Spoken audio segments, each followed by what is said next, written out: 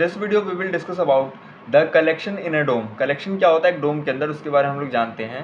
तो in a DOM a collection is a group of DOM elements very similar to a node list but significantly different deeply one more method to use. It is a array like object indexed has length but no। ये क्या मैं पढ़ रहा हूँ, देखो समझा रहा हूँ। होता क्या है, कलेक्शन नेम में एक आपका HTML कलेक्शन होता है और एक नोड लिस्ट होता है। कलेक्शन अब रिटर्न बाय क्या होता है, gate element by tag name and class name. लेकिन ये क्या होता है, जो नोड लिस्ट वाला है ये क्वेरी सेलेक्टर के साथ काम करता है और चाइल्ड नोड के साथ कर सकता है।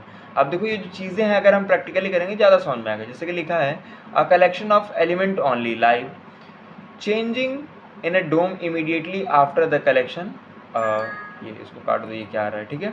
तो हम क्या करते हैं, सबसे पहले ये तीन डिव जो हैं इनको उठाते हैं, VS कोड में ले आते हैं और यहाँ पे लाकर इस डिव के पास इसको चिपका देते हैं, ठीक है। तो एक का नाम है आइटम, दूसरे का आइटम, तीसरे का आइटम, तीनों में एलिमेंट अलग अलग ABCD, ठीक है।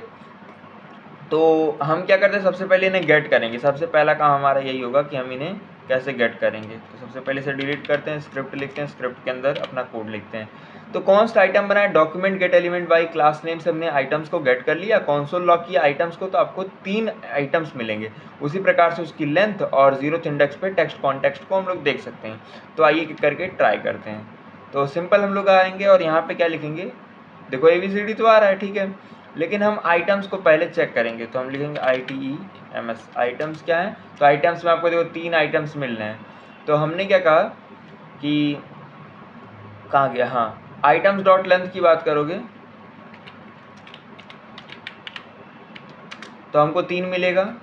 इसी प्रकार से आइटम्स के 0 इंडेक्स पे जो टेक्स्ट कंटेंट है वो जानना है हमें। आइटम के 0 इंडेक्स पे जो टेक्स्ट कंटेंट है हमें उसके बारे में जानना है। तो हमको क्या मिलेगा, A, ठीक है। इसी प्रकार से आप कुछ डायनेमिकली भी ऐड कर सकते हो। जैसे कि हमने कहा कि न्यू डिव बना के आपने कुछ डायनेमिकली ऐड करने की कोशिश किया, तो आप वो भी करके देख सकते हो। अब उसके बाद आप लिखोगे आइटम्स डॉट लेंथ करोगे तो 4 मिलेगा। 4 क्यों मिल रहा है, क्योंकि आपने एक और नया डिव ऐड कर दिया, डिव कह रहा हूँ, डी ऐड कर दिया, ठीक है। तो कुछ इस प्रकार से ये काम करता है। इसमें क्या हुआ है, const new div document create element से आपने बनाया और उसके अंदर एक क्लास नेम डाला आइटम करके एंड टेक्स्ट कंटेंट में डी डाल दिया और अपेंड चाइल्ड से उसको अपेंड कर दिया। तो ये सारी चीज़ें हैं। इसी प्रकार से न्यू लिस्ट कंपेयर कर सकते हो कि वो है या फिर नहीं है। लूप के थ्रू भी आप आइटरेट कर सकते हो, ये भी एक तरीका होता है। Array dot from items dot for each करके